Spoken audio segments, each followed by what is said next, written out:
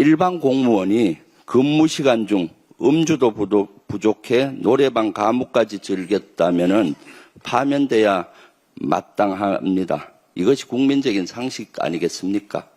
그런데 말입니다. 제주지방법원 부장판사들이 일항 음주 소동 추태를 벌였습니다. 하지만 법원은 솜방망이만도 못한 경고로 할 일 다 했다는 겁니다.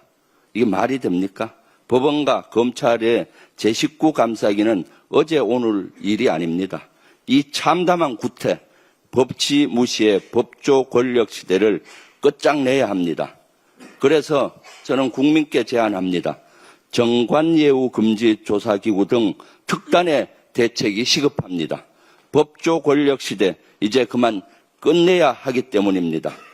정치 권력에 빌부터 기생해온 정치 검사와 정치 판사들이 정치 권력과 유착하더니 스스로 권력이 되어 국민을 위협하고 국민 위에 군림해왔습니다. 법원과 검찰 권력기관에 대한 개혁 없이는 진정한 국민 주권 국가를 만들 수 없습니다. 이재명 정부와 국회의 결단으로 검찰의 수사권과 기소권은 분리됐습니다. 검찰 독재 시대는 역사 속으로 사라지고 있습니다. 이제 국민을 위해 복무하는 일개 공무원의 신분으로 돌아와야 합니다. 그러나 여전히 판사와 검사는 우리 사회 특권 계급으로 남아 있습니다. 그리고 그 중심에는 돈으로 무죄를 사고 파는 정관예우가 있습니다. 공직자윤리법 17조에는 법관 등 고위공직자가 퇴직 전 5년 동안 소속 부서 업무와 관련 기관에 있는 기관에는 퇴직일로부터 3년간 취업을 제한한다고 명시되어 있습니다. 뿐만 아니라 자본금 1억 원 이상 영리 목적의 사기업 등 일정 규모 이상 기관의 취업도 금지됩니다. 다만 관할 공직자윤리위원회 심사를 통해 기존 업무와 취업심사 대상 기관과의 관련성이 낮다고 인정하면 취업을 허용합니다.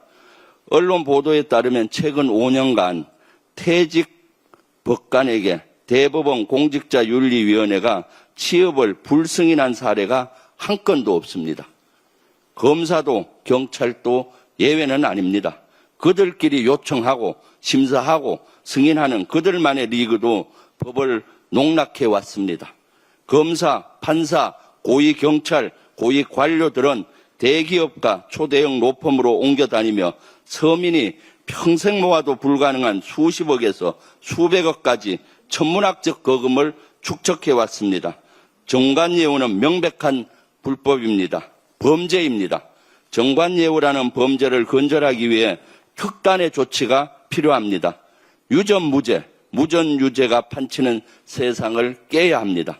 법조계 부패와 불법의 핵심인 정관예우 원천 차단을 위해 세 가지를 제안합니다.